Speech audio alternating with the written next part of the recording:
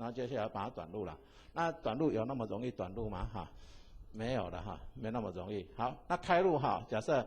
我这边基磁电流哈，把它开到那个它的额定电压592伏特哈，就开到这里了。好，这就是它的额定电压。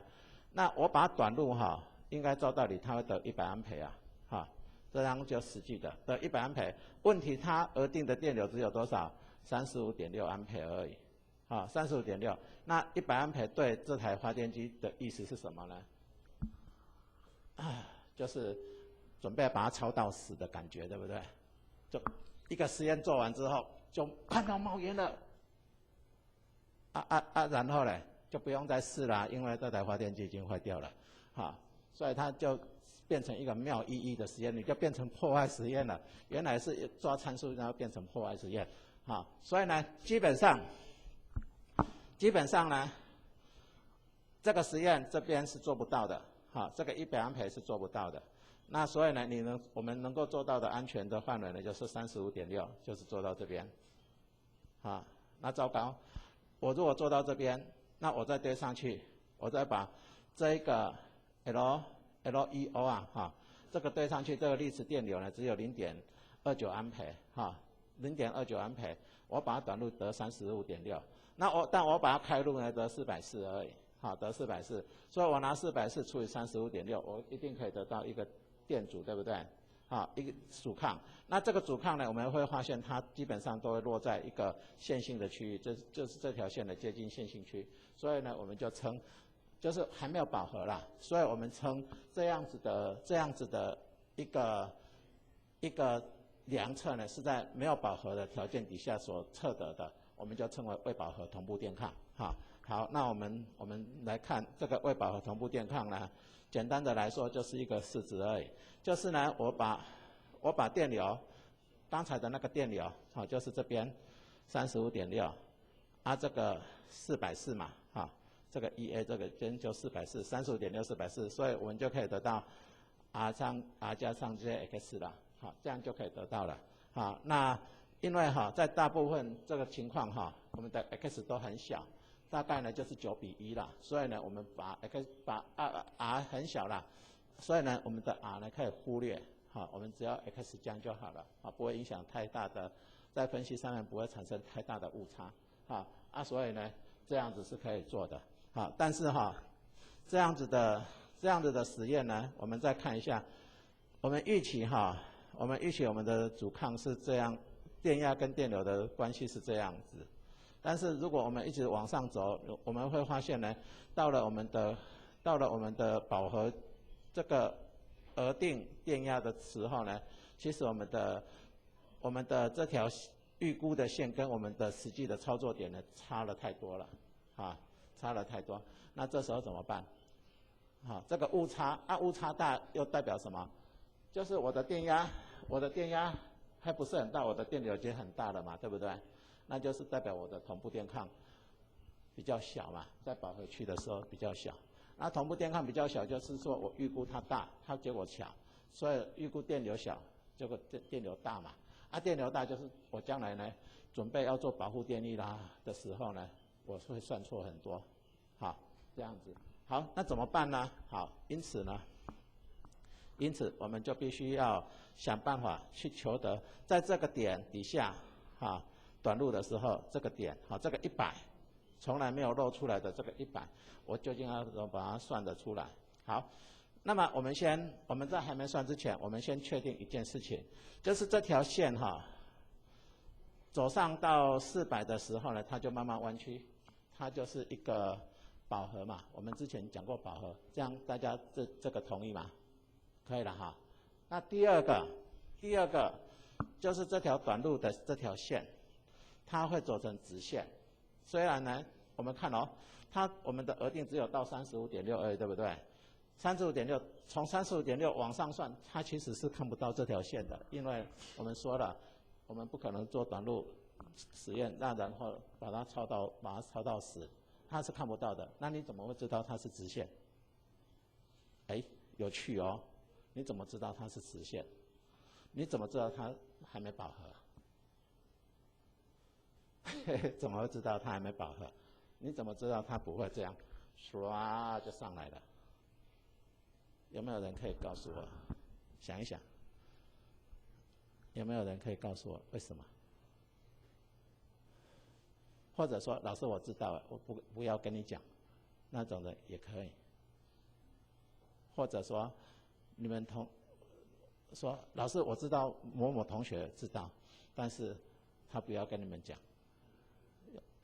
有没有那一种？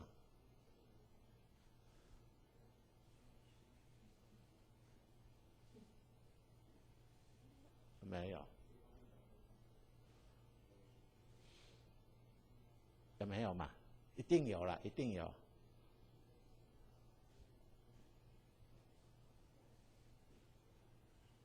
好了好了，不讲就算了，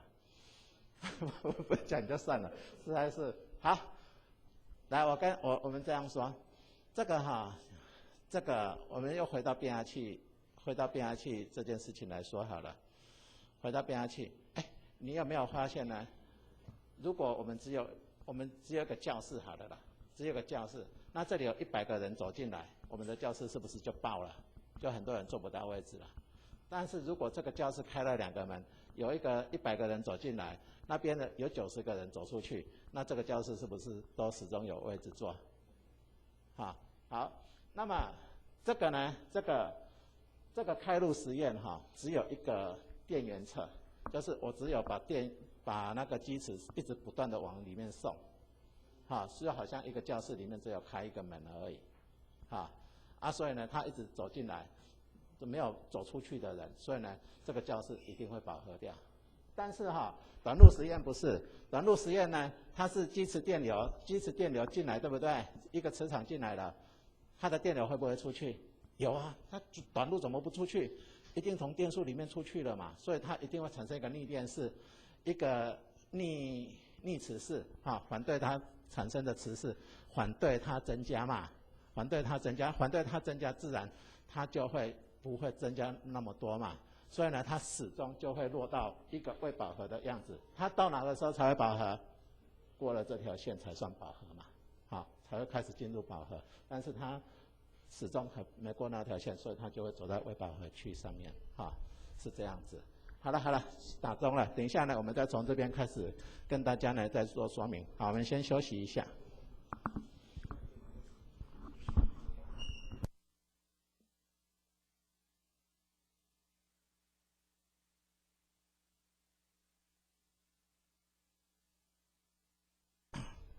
OK， 那我们刚才在上一堂课呢讲到这一个那这时候我不知道这一点了我不知道这一点是多少这一点我不知道，这一点我不知道。那我怎么去推？我只要知道我这一点知道嘛，这一点知道，那这一点只要知道我的同步电抗就知道了这就是饱和同步电抗我现在只有知道未饱和同步电抗在这里这一点。除以这一点就是未饱和同步电抗，那这一点知道，这一点不知道，这一点就是我们的饱和同步电抗这样一除就是饱和同步电抗，但问题这点不知道。好了，很吵呢，不是梅花座吗？为什么还那么吵呢？我看一下，哪边最吵？刚才声音从哪边来？哪边？那边怎么来？好了，现在大家都坐到里面来了，应该不会吵了哈。好，那我们来看这个点不知道，那不知道怎么办呢？好，你看这一个就是一个三角形嘛，那三角形简单，它有比的关系，这个我知不知道？知道，所以这一个知道，这一个知道，这一个也知道，因为它又是一条直线，所以我就知道这一个了，我就可以比出来了，好，那因为可以这样比，所以呢，我们就利用这个三角形的关系来找出它的这个点，这个点究竟是多少的电流？好，那怎么做呢？是这样子的。那这一张哈，这一张是那个 Chapman 的书本里面的范例啦哈的解说。那它有点不一样，就是我们的短路电流是这个点，它额定电流是这个点，所以短路电流会低于额定电流，基本上不会了哈。如果短路电流低于额定电流，直接短路就好了，哈，就可以安全了。是因为短路电流高于额定电流，我们才需要这样做。没关系的，反正原理是一样的。好，那我们来画这张图哈。那这张图哈，首先第一个我先画出磁场电流的横轴。好，没有问题了哈。第二个，我先画出那个 OCC 哈，开路特性曲线，所以呢，我先把 EA 的纵轴画出来。好，那第三个，我开始呢画出 EA 跟 IF 的关系。好，那如果一开始都没有变的话，好，增加1安培，好，增加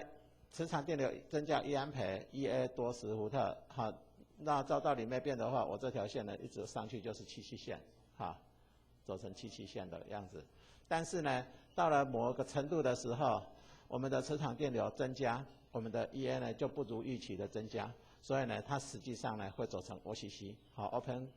Open Circuit Characteristic 的线，好，走成 OCC 的线。好，那么这时候呢，我们说了。它究竟我们的额定电压会在哪里呢？一般额定电压不会落在未饱和区，它一定会落到饱和区，了解没有？就好像这间教室如果有60个位置，我一定是为60个人设计的，所以呢，它一定会坐满，不会只有为30个人而设计而已，对吗？所以呢，这个地方它一定会落到饱和区，所以呢，这时候基本上都是 C 点了，就是转折过了一点点，好，那附近哈，那这时候呢，这个地方我们就叫额定电压，好，额定电压，好，额定电压以外就不安全了，所以我们最高就到这里。那会产生额定电压的那个磁场电流，哈，我们就称为开路实验，这是这个 OF， 哈，那这个 OF 呢？它如果以这样来定义的话，就是开路实验的时候的基齿电压。那这个基齿电压呢，会使得 VOC 呢达到额定电压，就是这样子一长串了哈。那我们就把它缩减成叫做 OF 2个字。好，那这个红色的部分呢，就是我们的开路特性曲线哈。开路特性曲线以及它的磁场电流。那接下来我们再来画蓝色的部分，那蓝色的部分呢，首先我们一样，磁场电流已经有了嘛，对不对？好，那我就画电速电流画出来，电速电流。好，那然后呢，电速电流如果我画在左侧，就跟那个电压呢搞一条线，这样子不好看，所以我画在右侧就好了。好，那一样0点从这边开始画起。那因为呢，我的磁场电流增加。我的基齿电流基齿电压就有，基齿电压有基齿电流有阻抗，所以我就会有电流，所以电流呢就往上走，然后它呢只要不过 C 点，它一定呢会走成一条直线，所以呢这条我们就称为短路特性曲线，又称为 SCC， 好，第9条了。好，那么在 SCC 上面呢，我们找到它的额定电流，叫做 ISC I Short Circuit Plan，这个点那就是我们的额定电流，那会使得额定电流会产生额定电流，在短路实验会产生额定电流的那个基齿电流，好饶舌哦，这样你们听得懂吗？在短路实验产生额定电流的那个基齿电流，我们就称为 OF Plan， 可以了哈，好，那这下子我们已经走到12了，那这个就是我们的额定电流 ISC， 但问题我们的目标是找到谁？14这个点。那我怎么知道14为多少呢？就是这个我已知，这个已知，这个已知。那这个比这个就是这个比这个，所以我这个位置比一比我就出来了，就知道答案了。好。那么因此呢，我们就来比比看。这里哈是笔记了哈，笔记我们就把刚才讲的这个三角形的这边呢抓出来就好了，其他呢别管了啊。三角形呢这边就是 OF 比上 OF'， 就会等于 ISC 比上 ISC'， 那位置的就是 ISC。好，所以呢 ISC 分之 ISC' 就会等于 OF 分之 OF'， 已知未知啊。这样，那我唯一的位置就是这个。那一旦三个为已知，这个必然为已知，哈。好，那已知的话呢，我们就可以求得这个 ISC' 为多少。那这个 ISC' 呢，我们可以从这个就是等于这个 OF 哈 ，OF 乘以我们的 这个 OF 就我们 OF' 分之 OF 我们就称它为短路比了，哈。好，那这个我们既然知道说 OF 分之 OF'， 哈，可以求得。那为什么可以求得呢？那好，那我们往上走，我们说哈，这个短路的电流，跟我们的额定电流哈，额定电流的关系呢，其实就是这一个了，啊，为什么它可以求得？好，它的原因是在上面哈，啊，就是它的关系哈，它就是 x 标腰。啊 ，SS 的标腰啦，啊，那 SS 的标腰哈，它就是由这一串啊，由 x 的实际值除以它的base 啦，啊，它的 base 就是我以额定值当做 base， 啊，以额定值当做 base， 啊，就是这一块啦，啊，就是分母，那实际的值就是这个，我把它把电压开到额定值，把它短路，啊，就是它的实际的阻抗啦，啊，实际的阻抗跟我们的标腰阻抗，不是标腰阻抗，跟那个基准阻抗，一除，当然就是 base， 啊，基准阻抗已经知道了，啊，额定电压已经知道了，那额定电流只要算得出来，我们就求得了，基本上是这样，好，那这样子的话，基本上我们就可以根据这样的方式来求得我们的那个短路，求得我们的同步电抗啦，好，那同步电抗跟我们的饱和同步电抗跟我们未饱和同步电抗的关系我们用一张图来表示，就是如果是饱和同步电抗因为在这个未饱和区，我们会发现电流跟我们的电压是成一条，都是线都是直线的关系，所以直线跟直线一除，一定是一个 constant， 所以未饱和同步电抗呢，它是一个一个稳定常数值啦。但是过了饱和区之后呢，我们的电流还是走直线，但是电压呢已经走成歪的啦，弯掉了。所以呢，电流朝1倍的方向走，电压呢没有朝1倍的方向走，没有办法朝1倍的方向走，所以我们的电抗呢会掉下来，会不如我们的未饱和同步电抗。那电抗掉下来就代表说我的电压呢，假设我的电压在未饱和区，在未饱和区，我的电流可能就比较，我短路的时候电流就比较小啦，但是在饱和区的时候，我短路的时候电流会比较大啦，因为它的那个什么，它的同步电抗会比较小，这样子。那这一差有时候同学常常在跟我们争1分2分，对不对？这边一差都差16%了，16%。16%，你就说16%多少啊？100变成116所以差很多这样。好，那这个呢就是我们的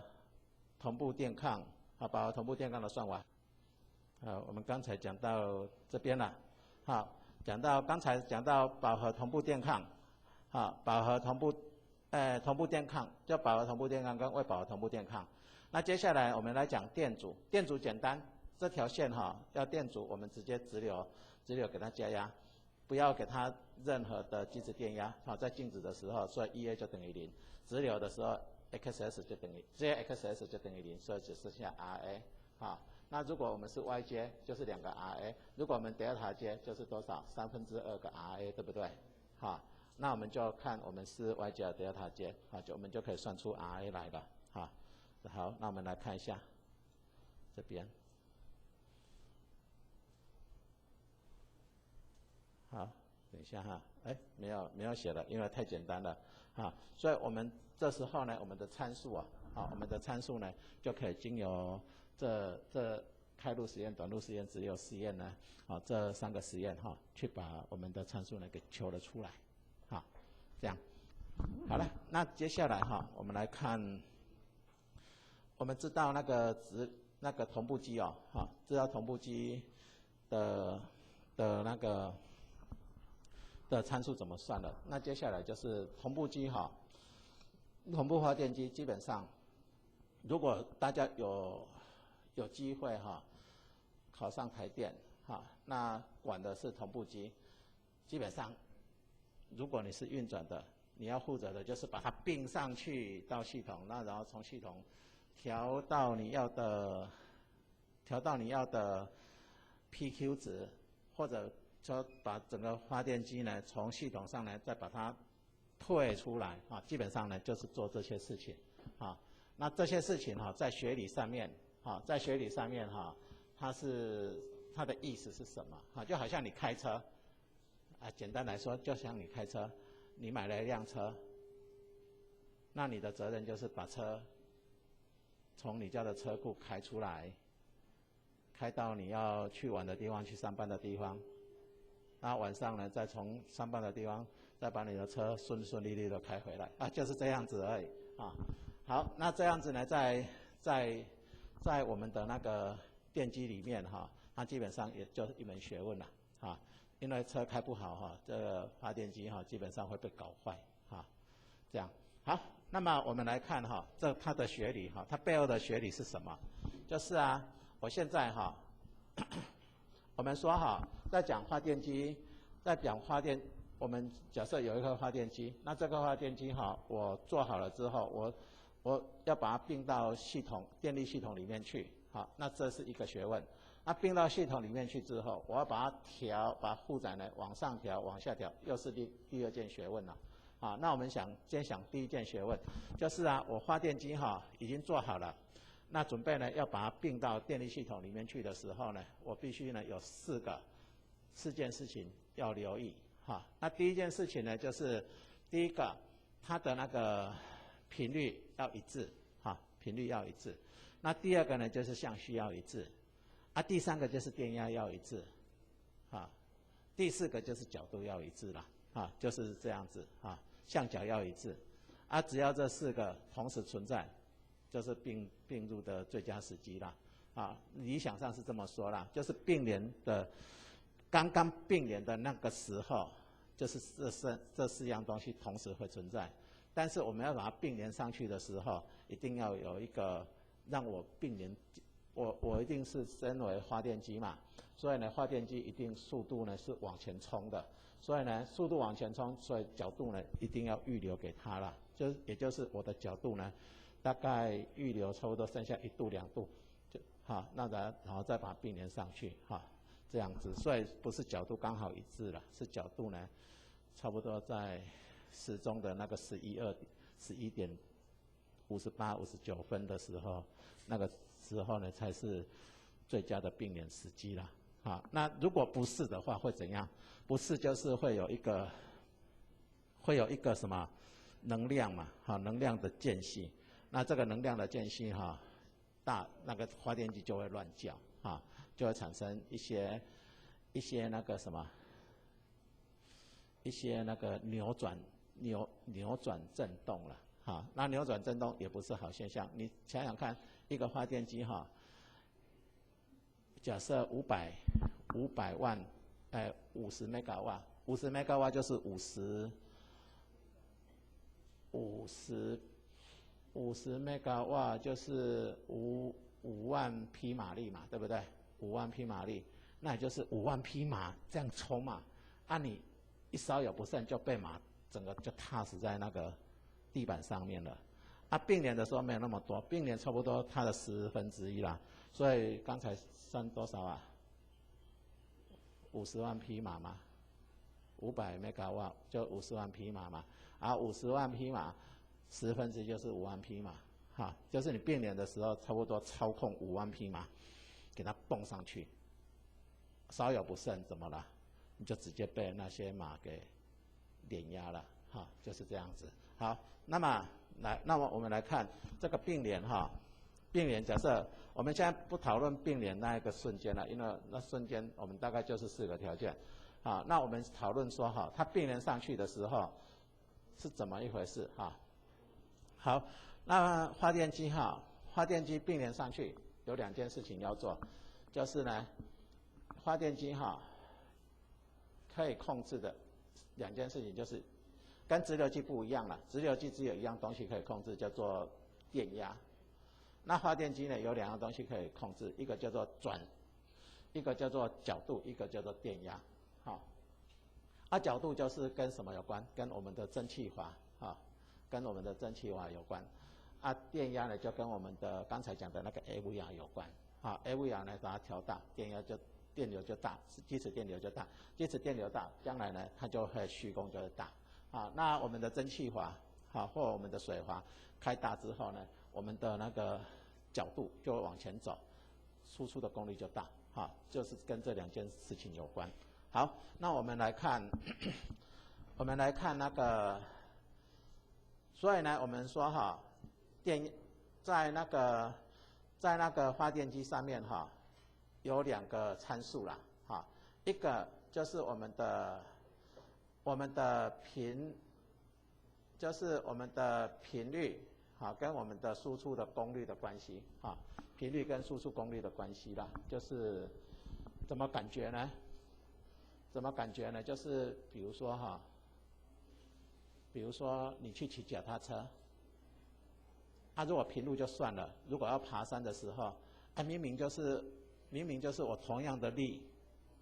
明明踩同样的重的速度，结果呢它越走越慢，对不对？越走越慢，所以呢这时候我们的 F 这个速度掉下来了。那为什么掉下来？因为我出的力一样，但是我的 P 变重了，我输出的力变重了，所以呢我就掉下来，这样大概是这种感觉。好，那么我们就从一台发电机带动一个负载，这最简单的结构呢来做讨论了。那第一个就是如果说我是一台发电机，一台同步发电机，那去带一个简单的负载，就好像你一个人呢，同样你就是一个人去骑脚踏车，那种感觉是一模一样的。那如果说你现在出的力是固定的，出的力是固定的，没有加增压涡轮引擎没有什么了，就是2只脚这样一直踩，不断的踩的话呢，那我们会发现一点，就是如果走斜坡，如果平路你是18公尺，时速18公尺，如果平路是时速18公尺来说，时速18公里啦，那如果现在呢你要去上山爬坡，就会仰角嘛，对不对？那这时候你达不到18公里了，你大概呢就是剩下15、12、13、11、10，如果你去攻那个武岭合欢山你就越骑越想哭。那时候时速呢差不多剩下6、5、4，差不多就像这样子，这样好。那也就是说，我们的在输出不变，我们的出力不变的条件底下，那我们的 power 越大，我们的输出功率越大的时候呢，我们的那个速度呢就会越慢下来，这样子，这张图所讲的是这样子。好，那这时候呢，这个关系基本上它是一条，当然我们用物理去算它就是一个很复杂的曲线。但是今天我们做的叫做电机工程系，我们呢如果东西可以简单的解释，我们就简单解释。所以呢，我们就把这条这么复杂的线呢，直接呢就拉成一条直线了，那这样子的误差呢，只要控制在2%之内，都可以，刚刚好。它也是可以的啦，所以呢，我们就把它拉成直线来看，这样我们会比较好解，容易掌握它的那个观念了，这样好。那一般呢，我们呢会我们的满载哈，满载呢会在这个地方啦，好，满载，好，我满载的时候呢，准备要输出的频率呢，就是假设这边是60，所以呢，我空载的时候，这台的频率呢会高了一些啦，好，这样子，好，在没有我的输入的功没有变的条件底下哈，它是这样子的，所以呢，我们可以把它写成一条方程式啦，啊，就是它的只是跟它的斜率哈一个负斜率有关的方程式。好，那这个呢就是我们的转速哈，我们的这个发电机的频率哦，啊，频率跟它输出功率的关系啦，啊，这样可以理解吗？我以前练到这边我搞不懂哎，你们可以理解吗？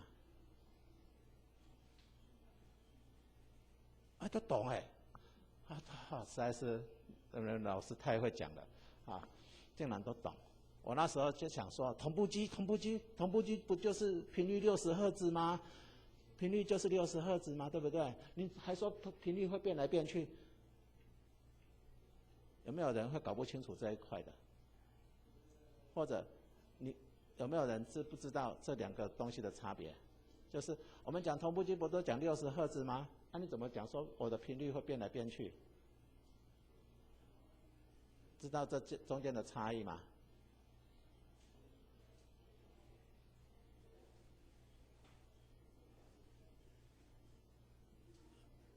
不讲。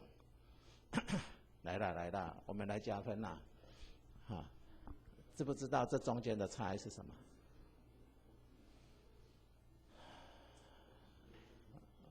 不理我就算了，好，不理我就自言自语啊。我们所讲的60赫兹哈，我们所讲的60赫兹，刚才不是讲了吗？假设我做了第一个大前提，就是说假设你的出力都不变的条件底下嘛，对不对？你遇到爬坡你就会慢，遇到下坡你就快嘛，遇到平路你就是维持18嘛。好，那今天我们为什么都会是控制在60赫兹？我们的频率为什么始终控制在60赫兹？那就是因为我刚才那个假设是不存在的，就是我的出力不是始终维持不变嘛，也就是说我如果要骑爬坡的时候，我目标就是维持18，所以我要给它增压涡轮引擎，电池都给它加上去嘛，让它18就一直上去嘛，下来的时候速度会太快，我就充电嘛，刹车嘛，那然后呢18一直下去嘛，是这样子，那前提不一样好，那么这是第一个，就是我的同步机同步机的有关于输出功率跟我的频率的关系啦你就当做骑脚踏车那种感觉那第二个呢？第二个就是虚功虚功跟我的断电压的关系也是一个关系啦那它的关系呢？那你就说实功跟断电压有没有关系？虚功跟我们的转速有没有关系？因为它一定是这样子关系来关系去嘛，基本上那两个没什么关系就是它变了也没什么关系啦所以我们就不用去 care 实功虚功呢跟断电压呢基本上走的关系呢，就是我出的虚功越大出的虚功越大呢，我的断电压就越掉所以呢这条线从这里往下画呢就是这样子的意思。好，那么发电机发电机的实功跟虚功之差在哪里呢？就是发电机发电机只允许输出实功，不允许呢输入实功因为输入实功者就被称为电动机也，了解吗？所以发电机呢不存在于负的功率的输出，那发电机呢存在于负的虚功的输出，就是输入虚功啦这样子是可以的，因为发电机定义是什么？发电机的定义是输出实功嘛，也就是说你把它的发电机呢输入实功会怎样？它整个那个保护电力全部都跳了这是第一个。那第二个呢，就是它有特病它有一些蒸汽涡轮机，那你如果输入10公的话，跟蒸汽涡轮机的方向是相反的，那蒸汽涡轮机的叶片是会被打坏的，所以呢，它干脆保护电力就直接跳掉就算了，把他们的机器呢先保护住再说，好，那么这是发电机的10公，我们比较一下，有没有发现它10公的部分没有护的，对吧？那虚公允许护的，这样子。那哪时候虚公才会护的呢？就是我这个发电机我的磁场太低了，就是那个基础电压太低了的时候，或者基础电压呢不见了，那这时候呢它就会走成到护的。基本上在实际啦，我说在实际应用的时候呢，我们不太喜欢发电机的功率走成负的啦，这样也不是一个好现象这样我们宁可它就是正的功率的输出，正的虚功的输出啦，这样，不然它的端电压会它的端电压会太高了，它也不是一个很好的样子。好，那我们知道发电机的10公跟10公10公就是 F 跟 P 的关系，还有 V 跟 Q 的关系。好，那我们来用这2个关系呢来套我们发电机并联之后会发生什么事情呢？好，那我们来看，就是首先我们并联到我们把我们的这颗发电机并联到无线汇流排上面来那什么东西叫做无线汇流排我们先想象我们的 model， 就是这是我们的负载这是我们的负载我现在的发电机在这里这边是无线汇流排。所谓的无线汇流排你就当是整个大电力系统啦大电力系统。那么我现在发电机并联到这个大电力系统来，这里有电源有负载我发电机并联进来了。那一并联进来的时候，我们刚才跟同学说，一并联进来，假设我这个发电机是500 ΜW， 一般来说我并联的时候呢，只1/10的 ΜW 进来而已，也就是50 ΜW 50 ΜW 并联进来了。那50 ΜW 并联进来之后呢，接下来我就准备呢要怎样？我当然不是这颗只有50 ΜW， 我从50 ΜW 慢慢的调整到多少？500 ΜW， 这样才叫做发电机的才是真正在使用嘛，那这时候我的模型是怎么说呢？好，所以呢，这时候呢，首先我们来看这个无线汇流排，这个 infinity 的 bus 无线汇流排。那无线汇流排，我们刚才说发电机等一下又在转了。好，我们说无线汇流排，刚才我们讲发电机呢有2条客户，一条呢就是 F 跟 P 的客户，一条就是 V 跟 Q 的客户。那对无线汇流排也有2条客户，一个就是 F 跟 P 的客户，一个就是 V 跟 Q 的客户那 F 跟 P 的客户呢，对无线汇流排来说呢，就是长这样子。我们说了，无线汇流排者就是一个什么，像大海一样，下了很多雨，请问海平面会升高吗？不会连续干旱9年，海平面会降低吗？不会就是这样子。好，那它带了负载，不论带了多大或者给了多少电进来，它的频率呢不变这就是它的就是理想电源理想电源的概念那第二呢？第二就是虚功跟电压的关系那如果说它输出很多虚功或者输入很多虚功，请问它的电压会变吗？对理想电源来说不会变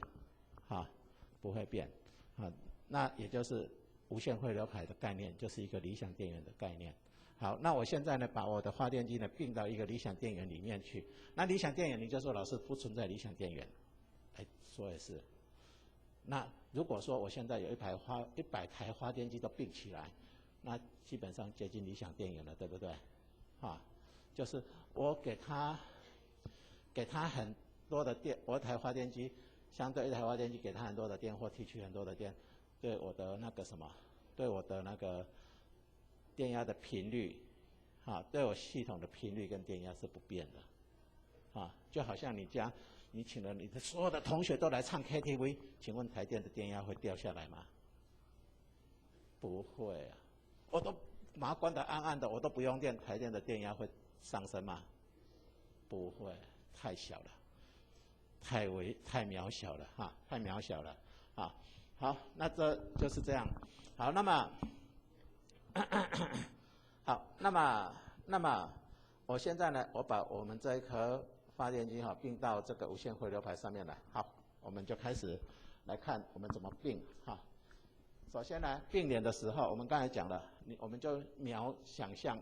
500兆瓦并进去的时候只有50兆瓦啊，所以这边呢就是50兆瓦，好，50兆瓦的电。那这边呢可能是5000啊、5万啊哈，无线回流排很大了哈，好啊，但是我们就想说，现在呢我现在呢想象我供应一个工厂啊，这一个工厂，那我现在呢供应这个工厂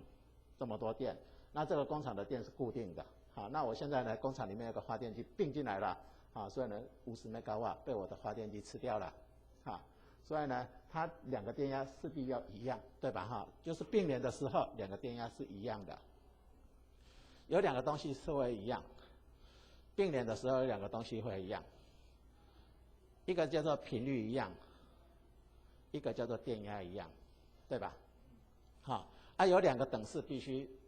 符合，一个就是我的10公的啊，我的 P 啊 P 加上 PG 加上 P infinity 的 bus 一定会等于 P load 的啊，这个一定符合。第二个符合的式子就是 QG 呢加上 Q infinity 的 bus 会等于 Q load 的啊，这个式子也符合啊，也就是我们在并联上面呢会有4个式子啊。P 有2个式子 ，Q 呢有2个式子，啊 ，PV 有2个，PF 有2个式子，那个VQ 呢也有2个式子，好，那也就是说我们这种东西，我们这种并联的时候，其实我们在解的就是一个联立方程式而已，啊，好，那现在呢我们这样并上去的时候呢，就是第一个频率一致，啊，就是第一个方程式。那第二个呢 ，PG 加上 P infinity 的 bus 就等于 P load 啊，就是第二个式子啊，这样子。那只要能够符合，好，那这样子呢就平衡了。好，那然后呢，我接下来呢就要把什么？就要把我的负载哈，从刚才并联端，并联是在这边嘛，从什么？从我的这台发电机哈开始把负载呢移过来，移到发电机上面来，啊，那怎么做呢？怎么做呢？实物上面是这么做啦，就是呢，我把那个阀门，啊，如果我是水力机组，我就把水闸门打开，啊，如果我是火力机组，我就把那个节流阀打开，啊，这样就可以了，啊，那一打开之后呢，它每一个部分都必须遵守2个式子，第一个式子就是我的频率，啊。FG 呢一定要等于 F infinity 的 bus 啊，这条一定要符合。那第二条呢就是 PG 加上 P infinity 的 bus 呢一定要符合啊，这2条符合。那就是说我把这个第一个我把那个 gamma setting 呢调高之后，它的曲线呢就从这边往上移，再往上移嘛，啊，也就是说哈，假设说这边是60，那走到这边呢，我要达60的时候，我空载的时候已经超过60，那我要达60呢，我大概已经到满载了，啊，所以呢，我有能力这台发电机有能力达满载。好，那这边呢，假设出来是500兆瓦，那这个整个工厂呢是1000兆瓦，那原来呢这个 infinity 的 bus 的供应1000瓦，1000兆瓦，那然后因为我的 gamma 的 setting 移过来之后呢，他们吃掉了500兆瓦，这边剩下500兆瓦，好，你讲清楚。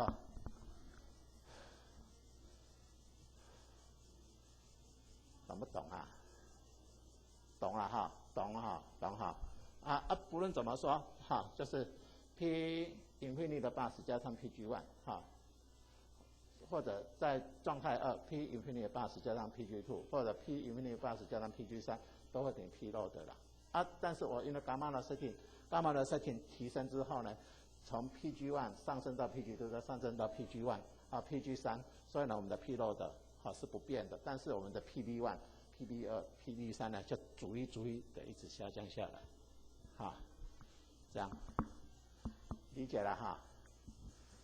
不会很难，对不对？好，好，那我们看，这就刚才呢，我们说我们接到那个 infinity 的，在接无限汇流排的时候所发生的事情。那接下来呢，事实上一开无限汇流排，我们的想象就是它就是1000颗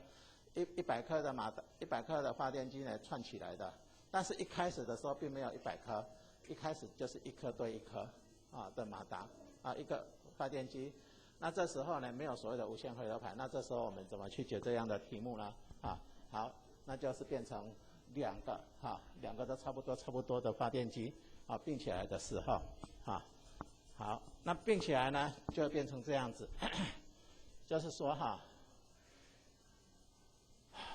来我们来看，它情境呢是这样子。首先呢，我有一个发电机已经转起来了，那这个转起来就是第一台。那第二台呢？第二台发电机呢并进来，并进来在这里，并进来就一点点，就是这个 halo moment， 并进来。那并进来之后呢，第二台发电机呢要把负载呢从第一台发电机呢移过来，那它要怎么移过来？它就是把它的伽马的 setting 呢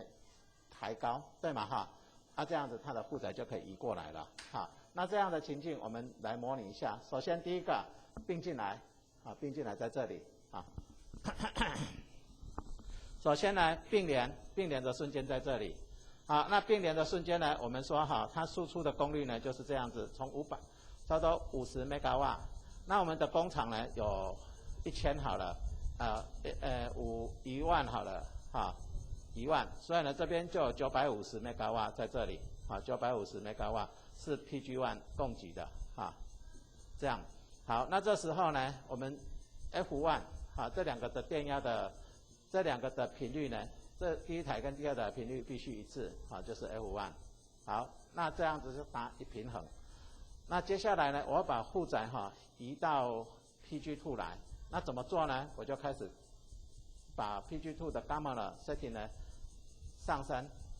上升之后呢，它的曲线就走成这样子。那它也必须要遵守2个等式，第一个就是 F1 等于 F2， 第二个就是 PG1 加 PG2 等于 P load 这2个等式一定要成立。好，那成立呢，所以它的式子就会走成这一块也就是说它的输出的功率呢就走到7那这时候 PG1 它就减少了合起来呢还是等于像刚才一样，它就是多少？就是我们刚才讲多少？1000嘛，1000那1000这块还是等于1000，但是呢，因为我的 gamma 的 setting 提升了，其他的条件没有变，所以基本上我的频率呢是上升了整个系统的频率上升，从 F1 呢上升到 F2 了，这样理解吗？懂吗？懂了懂太好了，懂就好。好，那第二个就是这是时工时工的调节。那接下来就是虚工虚工的调节，虚工的调节跟那个刚才时工的调节基本上是一致的。那如果同学跟同学讲，如果同学去考台电假设了去考台电，大概做的就是虚工的调节了虚工调节，时工调节比较麻烦，都是给机械系去调的，虚工调节都是电机的，所以呢就只有一颗 A 不一样跳就没事了所以工作量就很轻松了。好，那么我们来看虚工的调节一样，我并进来的时候呢，在这里就是这一块它平衡式，它的平衡式就是 V1 等于 V2 并联的时候 V1 等于 V2，QG1 加 QG2 等于 Q load 就2条。好，所以呢它并联的时候稳定的在这里就是这一个我们会发现呢，在这时候它并联进来，也许 QG2 呢只有一点点，就是刚才讲的50 kVA MVA 那整个系统呢需要500加1000 1000 MVA 所以呢，大部分呢还是由 QG1 呢来负责，QG1 呢负责现在呢负责950 MVAR，所以就是并联的时候的样子。好，那这时候呢，我们要把负载从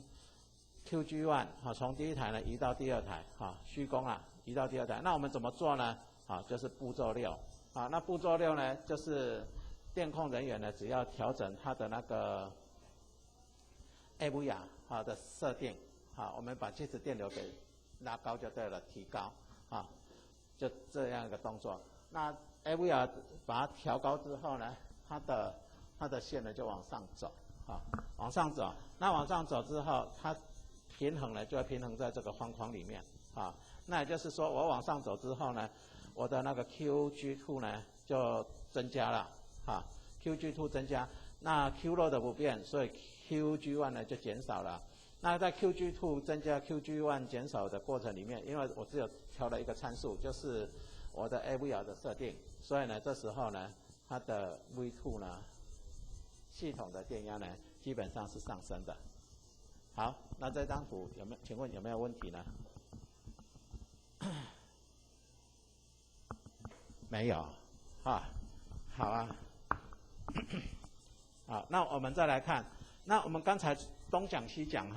我们刚才东讲西讲，你有没有发现我调了一个参数，就会引起另外一个参数的增加，就比如说我调了 gamma 的 setting， 我原来只要这个，结果它还会引起它的副作用，这个东西呢会上来，那怎么办呢？我有没有办法只为了一个参数，比如说我调了 P， 它的频率是不变的，我调了 Q，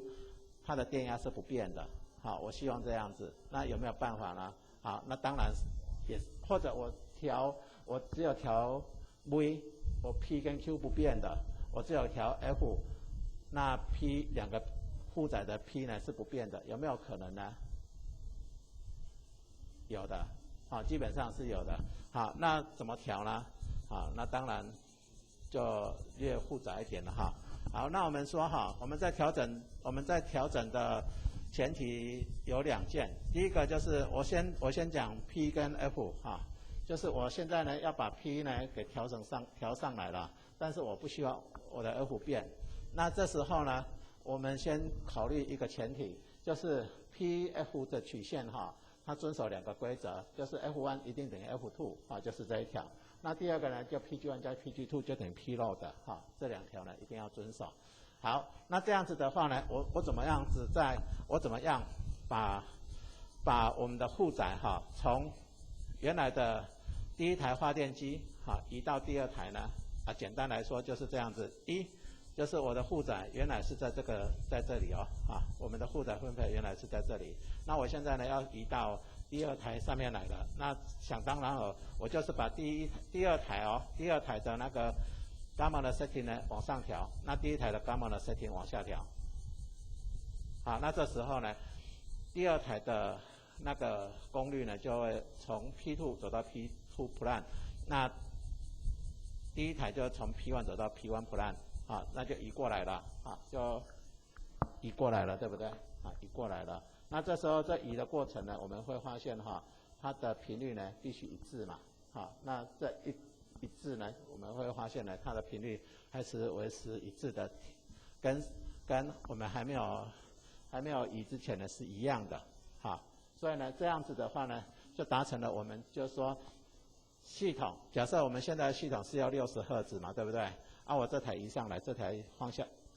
降下去，那一上一下，那这时候呢，我们的系统的频率是没有变的，这样。好，第二个呢，就是假设我现在的系统的频率太低了，比如说我现在呢有一颗发电机呢突然间跳了，跳了之后呢，系统的频率太低了，怎么办呢？我要把它拉上来，那这时候怎么办？那这时候呢，就第二条了就是我把第一台跟第二台的 gamma 的 setting 呢就上移上来。那这时候我们的系统的分配P1 P2 呢是没有变的但是呢，它的那个上移上来之后呢，我们的值呢，我们可以发现到我们的频率呢就上来了，哈，这样，好，那这个呢就是我们的在负载分配没有变的情况底下，我们提高系统的频率，好的做法。好，第三呢就是我们的那个什么，我在我在电压不变的条件底下，比如说我电压呢现在是110伏特，或者我们比较高的电压叫做161 kV 啊，161 kV 不变。那我要在161 kV 不变的情况底下，我要把虚功从第一台移到第二台来负责。好，那我怎么做呢？一样，就是把那个基础电压、基础电流呢，第二台调高，那第一台调低，那调低之后，我们会发现第二台调高之后，我们的 Q 就往这边走，那 Q 呢就这边就减少，这边就增加，所以呢，我们的电压呢是不变的，这样。第四个，等一下我还有最后一张，我们的投影片就要过去了。好，最后一张就是呢，我的电压假设太低，那现在我把整个系统的电压全部都提上来，那我怎么做呢？好，当然了，每一台的那个什么的那个 Q 的那个基础电流全部都上移，所以呢，这台的基础电流上移，这台基础电流上移，好，就会做成这样。那现在呢，平衡下来就是我的电压呢从这边移到这边来了，但是它的那个 Q 的分配率呢，是没有变的，这样。那也就是说，我到这里呢，我就可以把 PQ、V、F 4个参数呢个别的控制了，这是电力系统的4个参数，个别呢。我可以照这样的方式呢来控制它，这样才不会说我调了 A 又影响 B， 调了 B 又影响 C， 这样子。那这些同学千万不要以为很难。